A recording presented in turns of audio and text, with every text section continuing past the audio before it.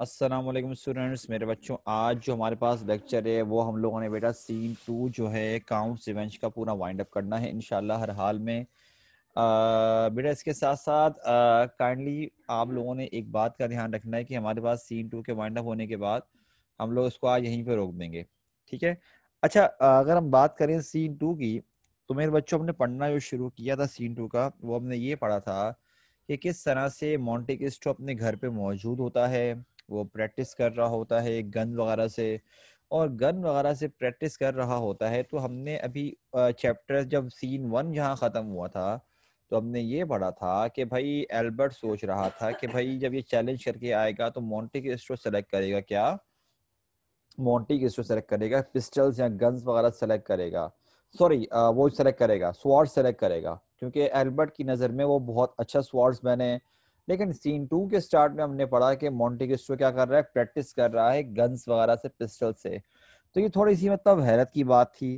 खैर, उसका दोस्त मॉरल खड़ा हुआ होता है, बातचीत शुरू होती है। मॉरल से बोलता है मैंने तुम्हें बहुत इंपॉर्टेंट काम के लिए बुलाया है। मॉरल बोलता है तुम्हें बताने की जरूरत नहीं है, तुम्हें जो मैं इस तरह देख के आइडिया लगा सकता हूँ कि तुमने मुझे यकीनन अपना सेकंड, मतलब कि तुम ड्यूलिंग करने वाले हो किसी से और तुम चाहते हो कि मैं तुम्हारा सेकंड बनूं। तो इस पर मोंटे क्रिस्टो बोलते हैं कि हाँ भाई बिल्कुल ठीक, तुम्हें बिल्कुल सही लग रहा है। तो उसके बाद बोलते हैं, फिर पूछते हैं कि भाई बताओ तुम्हारी लड़ाई किससे हो रही है। बोलता है भाई मेरी लड़ाई एल्बर्ट से हो रही है, एल्बर्ट से लड़ने जा रहा हूँ मैं। तो बोलता है एल्बर्ट वो तुम्हारा दोस्त, वो तो इतना अच्छा दोस्त है, उससे क्यों लड़ रहे हो। तो बोलता है पता नहीं भाई, मैं तो लड़ने नहीं गया, एल्बर्ट आया था यहाँ पर मुझे चैलेंज करने के लिए और मैं कल सुबह उससे लड़ाई करूंगा। तो अब जरा मॉरल थोड़ा परेशान होता है कि यार ये क्या बात हुई, ये तो इतना अच्छा दोस्त है इसका। तो बोलता है कुछ तो पंगा हुआ होगा तुम दोनों के बीच में। बोलता भाई मुझे नहीं पता, लेकिन हाँ शायद मतलब एल्बर्ट ना थोड़ा सा अपसेट है जो कुछ उसके फादर के साथ हुआ, जो कुछ एल्बर्ट के फादर के साथ हुआ, एल्बर्ट शायद उस वजह से क्या है थोड़ा सा अपसेट है। तो मॉडल बोलते तुम्हारा कोई हाथ था उसमें। कहता हाँ मेरा हाथ था, मैंने ही उस विटनेस जो भेजी थी, मैंने उस औरत को, जब उसके बाप पे केस चल रहा था वो मैं ही था। और इसके साथ साथ दो अलग अलग न्यूज़पेपर्स में जो मैंने पब्लिश करवाया था इसके बाप के अगेंस्ट, वो भी मैं ही हूँ उसके पीछे। तो बोलता है वजह क्या है। अभी ये बात कर रहे होते हैं कि काउंटेस आती है, काउंटेस ने नकाब पहना हुआ होता है तो उसको कोई पहचान नहीं पाता। मॉरल उठ के मतलब वहां से चला जाता है और क्या बोलता है मॉरल के भाई मैं तुमसे ना जरा आता हूँ, जरा तैयारी वैयारी कल करके आता हूँ। वो चला जाता है, बट्यूशो भी चला जाता है। कमरे में सिर्फ और सिर्फ कौन मौजूद है, मोंटी क्रिस्टो मौजूद है और काउंटेस मौजूद है। बातचीत करना शुरू करते हैं। अब जरा मुझे एक बात का जवाब दो, मैं देखता हूँ तुम लोगों ने क्या जवाब दोगे मुझका इसका बात का। बताइए भाई कि मोंटी क्रिस्टो का असल नाम क्या है। मोंटी क्रिस्टो का असल नाम क्या है बताए।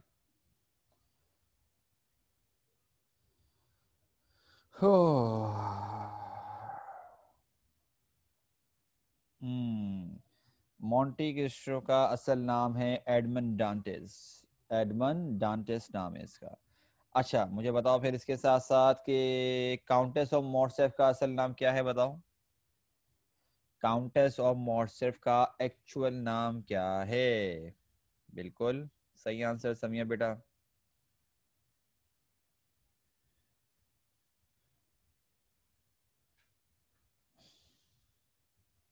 इस काउंटेस का नाम है मर्सिडीज। क्या नाम है हमारे पास, मर्सिडीज नाम है। काउंट ऑफ मोर्सेफ का नाम क्या है बताओ। काउंट ऑफ मोर्सेफ का क्या नाम है।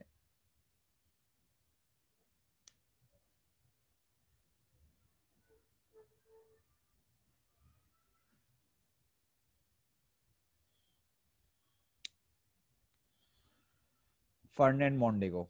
ठीक है। अब जरा मेरे बच्चों हम लोगों ने ये बातचीत करना शुरू करी। काउंटेस आके ये बात ये बताते हैं हमें। काउंटेस जब बात करना शुरू करती है तो हमें इस बात का आइडिया होता है कि काउंटेस को ऑलरेडी मोंटे क्रिस्टो का पास पता है। और हमें ये बात सीखने को मिलती है भाई कि काउंटेस और जो मोंटे क्रिस्टो हैं इनकी कभी किसी जमाने में मतलब कि शादी वगैरह होने वाली थी। अच्छा भाई, उसके बाद क्या होता है कि जब ये बात कर रहे होते हैं इससे रिलेटेड, तो आगे बातचीत शुरू होती है। काउंटेस बोलती है देखो मैं जानती हूँ कि तुम्हारे और मेरे बेटे के बीच में क्या हुआ है, एंड सो ऑन, बातें वगैरह होती हैं। फिर हमें पता चलता है क्या, इसके बारे में पता चलता है कि मोंटे क्रिस्टो का पास्ट क्या था। सही। अब वो बताता है कि मुझे 14 ईयर्स गुजारने पड़े और मुझे मतलब कि जेल में गुजारने पड़े हस्बैंड की वजह से, 6 साल तक मैंने मेहनत करी। और काउंटेस क्या बोलती, कहती है और मैंने आगे, वो थोड़ा शर्मिंदा भी होती, मैंने मतलब कि उसी शख्स से मतलब शादी कर ली जिसने तुम्हारे साथ ये सब कुछ किया है। अब ने यहाँ से पढ़ना शुरू करना है कि अब मोंटी क्रिस्टो जो बोलना शुरू कर रहा है। ठीक है, सो लेट्स सी हमारे पास क्या होता है। समिया माइक पर आओ बेटा। जी सर। बेटा तुमने मोंटे क्रिस्टो का पढ़ना है, और एक और को बोलते हैं फातिमा सिद्दीक। बेटा माइक पर आओ आप। जी सर। बेटा आप पढ़ोगे काउंटेस के, ठीक है? हैं? शुरू करो। जी सर। ये क्या हो गया, ये कौन सी आवाज़ निकाल रही हो फातिमा बेटा मुंह से? फातिमा बेटा यहाँ से मैं मुंह से नहीं निकाल रही, बाहर गैलरी से आ रही अच्छा अच्छा अच्छा अच्छा, ठीक है। अच्छा अच्छा, बुरा मान गए भाई, तुम तो बुरा ही मान गए। ठीक है बेटा, सही है भाई, नहीं बोल रहे भाई। अच्छा, समय बेटा यहाँ से पढ़ना शुरू करो। ये कैन है। यू देन ब्लेम मी, यहाँ से बेटा पढ़ो। Can you then blame me for pursuing your husband as I have done? Can you blame me for having ferreted out his secrets till I discovered that it was he, not I, who was a traitor to his country? No, Edmund, I cannot blame you if you seek a worse way. इसे पढ़ते हैं ये क्या लिखा है? Vengeance, vengeance. Sir vengeance नहीं होता? Vengeance ही पढ़ते हैं, और क्या बोल रहा हूँ? अच्छा, मैं सुनाई दिया वेंजियंस। नहीं सॉरी। नहीं नहीं नहीं नहीं नहीं। पढ़ो। माशाल्लाह, फातिमा ने माइक ही ऑफ कर दिया। फातिमा बेटा माइक तो ऑन करो, वरना पढ़ाऊंगा कैसे मैं?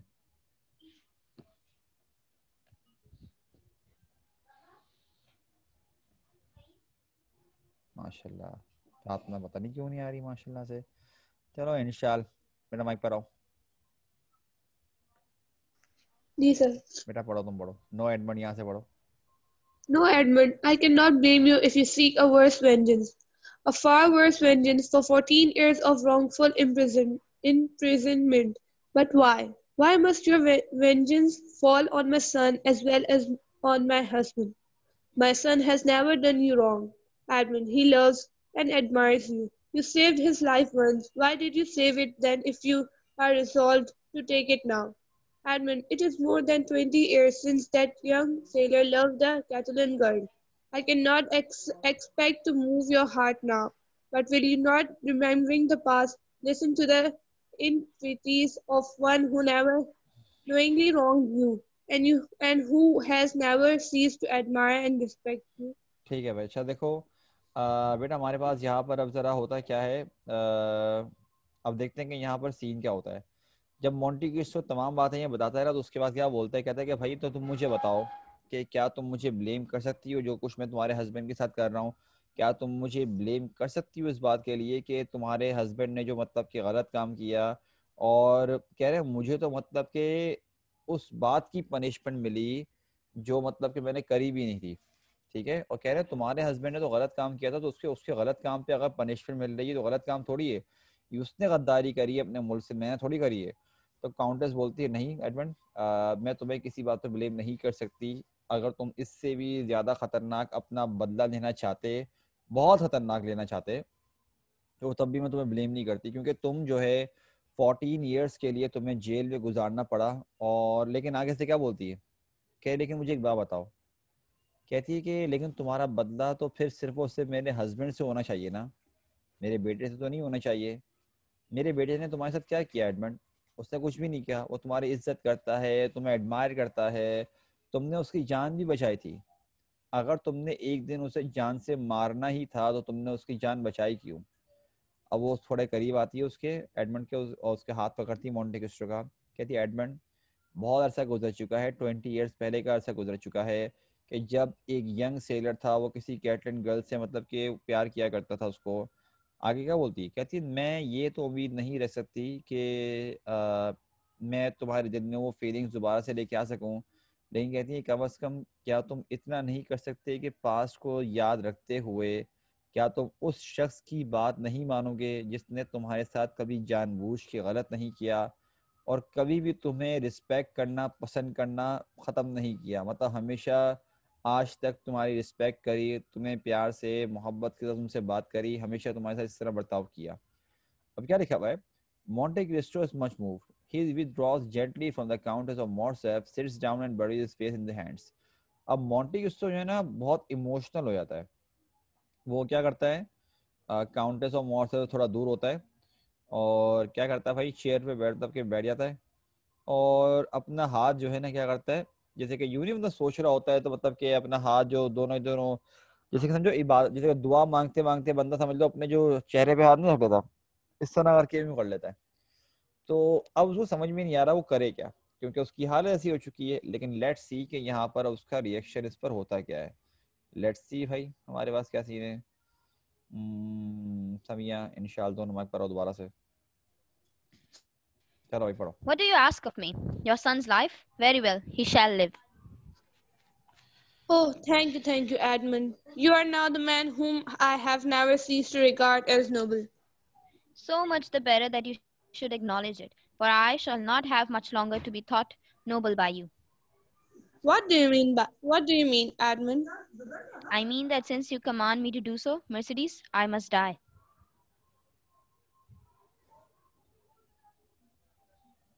इंशाल्लाह.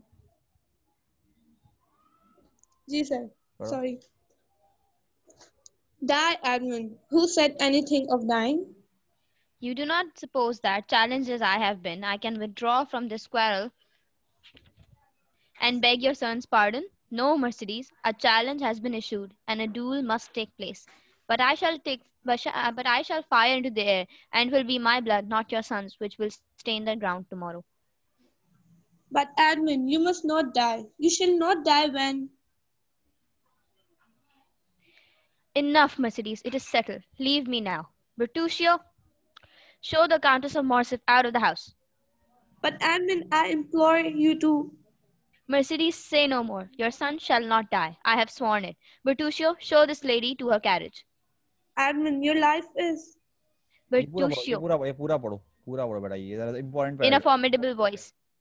Bertuccio, the Countess of Morcerf sees that further expostulation is useless. She is led away by Bertuccio. The Count of Monte Cristo goes to a drawer in a writing desk and takes out a document.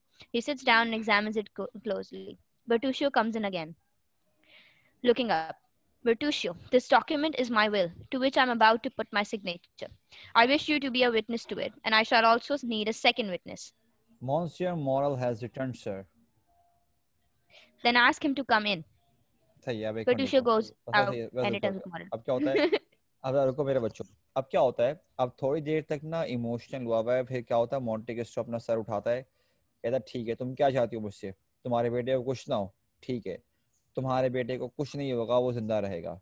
अब countess क्या होती है, उसके फौरन से करीब आती है, उसका हाथ पकड़ के ना चूमना शुरू कर देती है. लाइक मतलब कि वो नहीं है, लिप्स पे हाथ रख के ना बात कर रही होती है, तो एज इन वो उसको मतलब कि चूम ही रही होती है थैंकफुल मैनर में उसके, कि ये थैंक यू एडमंड, मतलब कि मैं जानती थी कि तुम मतलब कि मैं कंफर्म ये कह सकती हूँ कि तुम वही शख्स हो जिसकी कभी मैंने इज्जत करना नहीं छोड़ी, कभी मैंने उसको एडमायर करना नहीं छोड़ा, और तुम डिजर्व करते हो, मतलब कि तुम एक नोबल शख्स हो.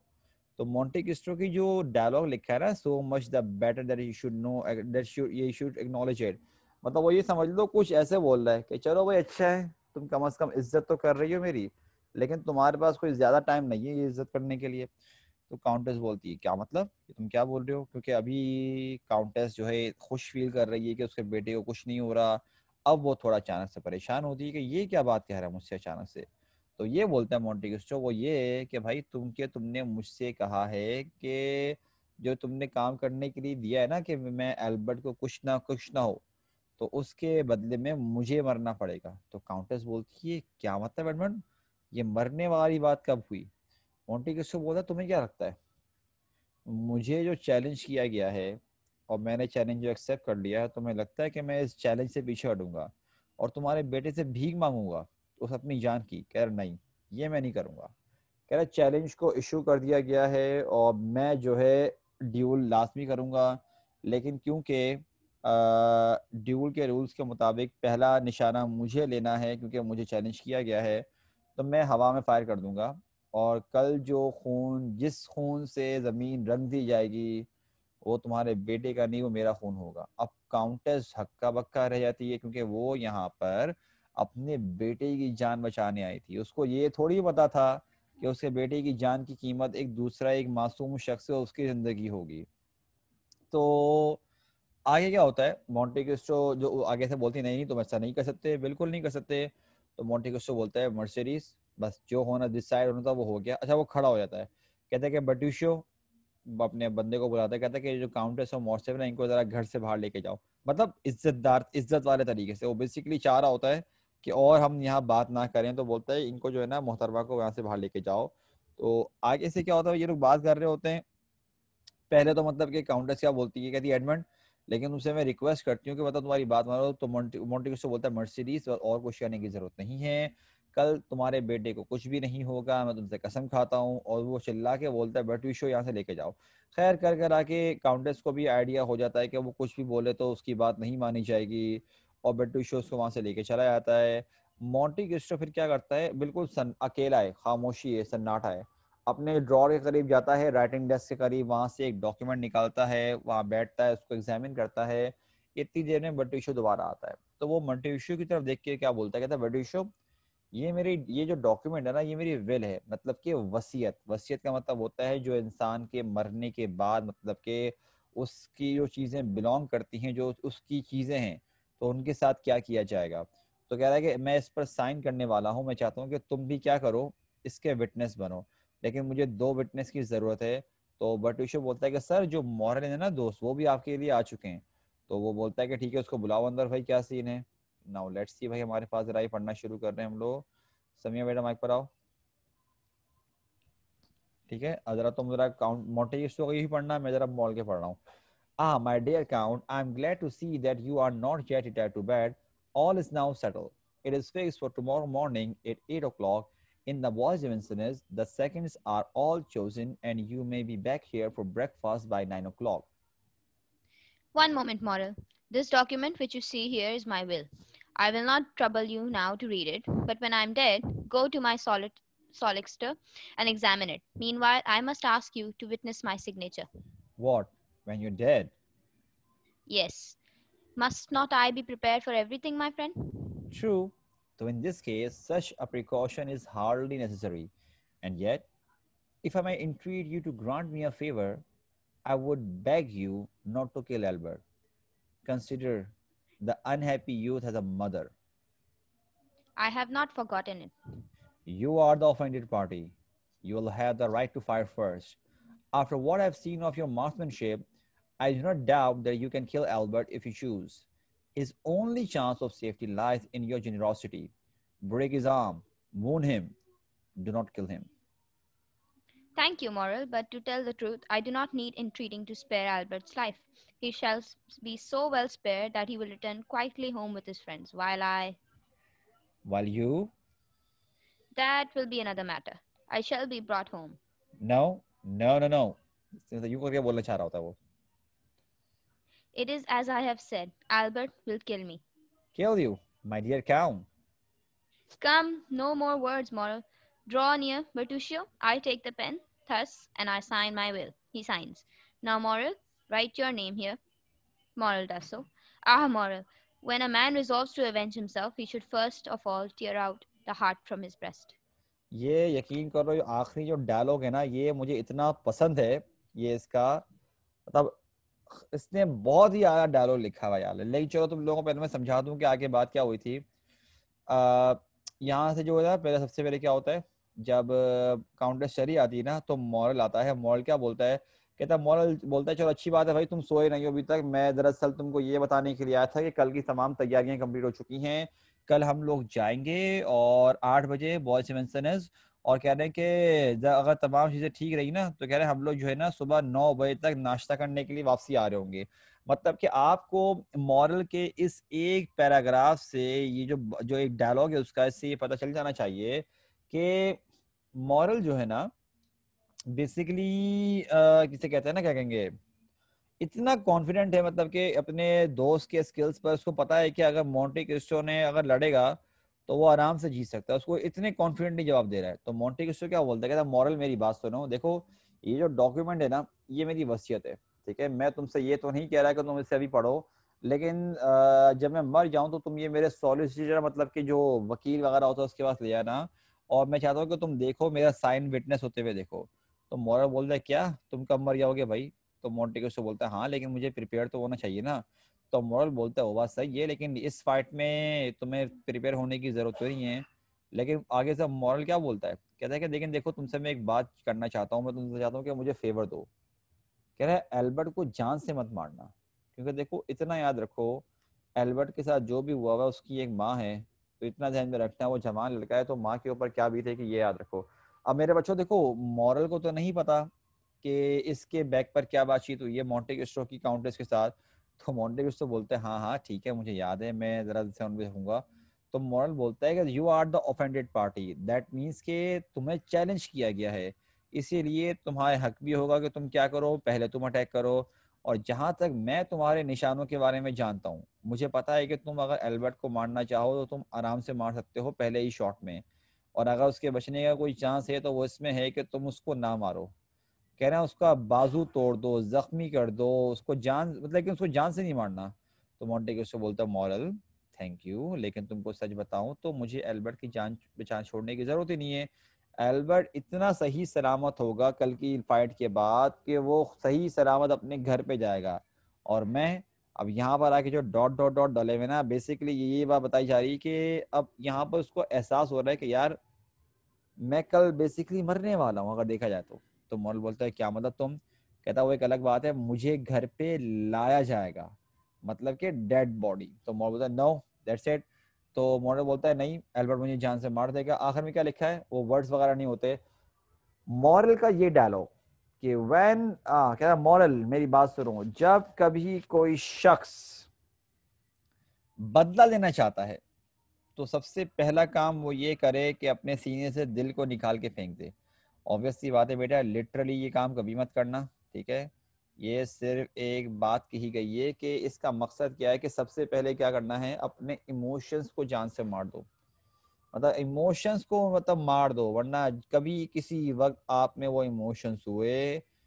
अब ये देखो ना मोंटे क्रिस्टो के साथ क्या हुआ, 14 ईयर्स तड़पता रहा जेल में, एकदम कहते हैं ना पक पक के अंदर उसको ऐसा कंट्रोल करता रहा, फिर उसके बाद डायरेक्ट बदला नहीं लिया। 6 साल तक उसने प्लानिंग करी, 6 साल तक उसने प्लानिंग करी, और उसके बाद जाके जब वो उसका बदला करीब करीब पहुंच गया था तो हुआ क्या कि उसको बेसिकली आके जो काउंटेस मोहतरमा थी उन्होंने आके 2-3 आंसू क्या बहा दिए, और वो क्या हो गया बेचारा पिघल गया, वरना तो नॉर्मली बहुत सख्त चल रहा था वो एकदम। काउंटेस ने आके 2-3 आंसू क्या बहा दिए होंगे तो वो बेचारे पिघल गए यहाँ पर भाई साहब अपने। तो इसीलिए बोल रहा है कि जब बदला लेने का सोचे हो ना तो सबसे पहला काम ये करो कि अपने अंदर के जो इमोशंस हैं उनको मार दो। अच्छा मेरा एक सवाल बनता है आपसे, मैं चाहता हूँ आप मुझे जरा जवाब दो।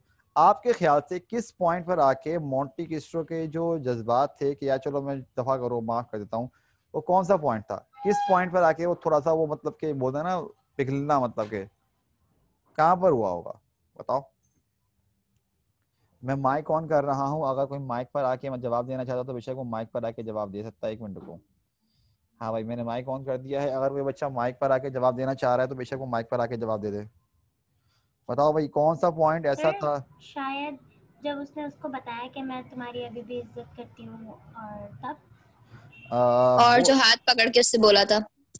हाँ ये भी बोल सकते हैं, लेकिन एक पॉइंट तुम लोग मिस कर रहे हो, एक पॉइंट तुम लोग मिस कर रहे हो। पेज नंबर 23 पर ना, जब काउंटेस का डायलॉग था इतना लंबा सा। नहीं नहीं उससे उससे पिछले वाले पिछले पेज पर आओ। अच्छा एक बात बताओ, ये देखो शायद इस पे कि जब उसे मालूम हुआ हो कि काउंटेस को ऐसा कुछ नहीं पता था। एग्जैक्टली यहाँ पे मतलब ये देखो ना, ये पेज नंबर हमारे पास अगर हम नोट करें पेज 24 पे, तो अगर आप सॉरी 24 नहीं, माय मिस्टेक, हाँ पेज 22 पे जरा ये देखो क्या लिखा हुआ है। 22, हाँ। 22 पे क्या लिखा हुआ है, but Edmund I swear to you that I knew nothing of his injury. तो यहाँ पे पता चलता है कि यार इसको तो पता ही नहीं था कि इसकी शादी जिससे हुई है उसके बारे में ही नहीं, और इसके साथ साथ इसको यहाँ पता चलता है एल्बर्ट को कि काउंटेस के जहन में क्या चल रहा था। And all man assured me that you are dead, और तमाम लोगों ने मोंटे क्रिस्टो को क्या बताया था कि भाई सॉरी तमाम लोगों ने जो मोंटे क्रिस्टो के बारे में बताया था काउंटेस को, ये बताया था कि उसकी डेथ हो चुकी है। ये वाला सीन था जहां पर आई पर्सनली बिलीव कि शायद मोंटे क्रिस्टो थोड़ा सा इमोशनली तौर पे थोड़ा बहुत हुआ होगा कि यार मैं क्या करूं, और ऑब्वियस सी बात है पसंद तो करता था ना। अब वो जब ये देख रहा है मोंटे क्रिस्टो कि यार गलती तो दरअसल काउंटेस की है ही नहीं, और उसका तो बदला काउंटेस से है ही नहीं, असल बदला तो उसका मॉर्सेफ से है। तो उसको जब काउंटेस कह रही है, वो जिसको ये पसंद करता था और जिसने कभी गलत नहीं किया, तो डेफिनेटली उसके लिए एक बहुत इमोशनल चीज थी। तो वो इसीलिए बोल रहा होता है कि भाई जब कभी किसी से बदला लेना हो तो सबसे पहले अपने इमोशंस को निकाल दो, क्योंकि इमोशंस होंगे। वही देखो 6 साल प्लानिंग करी, 14 साल जेल में रहा, काउंटेस मोहतरमा आई, रोई धोई, क्या हो गया? सर तो ये काउंटेस फेक तो नहीं कर रही थी ना? क्या नहीं, काउंटेस फेक नहीं कर रही थी, बिल्कुल नहीं कर रही थी। बस फिर ठीक है। अच्छा बस ठीक है। ये क्या बात है, कैसे ठीक हो गया भाई? ये मकसद ये है कि उसकी बेचारे की प्लानिंग देखो, कितना लंबा तड़पता रहा, मारने का तबाह करने का सोचा हुआ था, और अब क्या सोच रहा है कि नहीं यार मुझे तो भाई काउंटेस ने कह दिया, अब मैं खुद मर मिटूंगा, वो वाला सीन हो गया। तभी कह रहा होता मॉरल को कि अगर कभी बदला लेना हो ना किसी से, तो सबसे पहले क्या करो, क्योंकि जहां पर तुम्हारे अंदर वो सिंपैथी आ गई या तुमने पिटी करना शुरू कर दिया ना, या तुम थोड़ा पिघल गए, तब जाके तुम कर दोगे अपना बेड़ा गर्क। तो बेटा यहाँ पर हमारे पास काउंट्स रिवेंज का सीन 2 खत्म हो गया। ठीक है, इंशाल्लाह बेटा कल हम एक अलग लेक्चर शुरू करते हैं दूसरी चीज का। सीन 3 में कल शुरुआत नहीं करूंगा, कुछ और शुरुआत करेंगे इंशाल्लाह, कल क्लास मिस मत करना। ठीक है मेरे बच्चों, आज के लिए बेटा इतना ही, अपना ख्याल रखिएगा। अस्सलाम वालेकुम, अल्लाह हाफिज। अल्लाह हाफ़िज़ सर।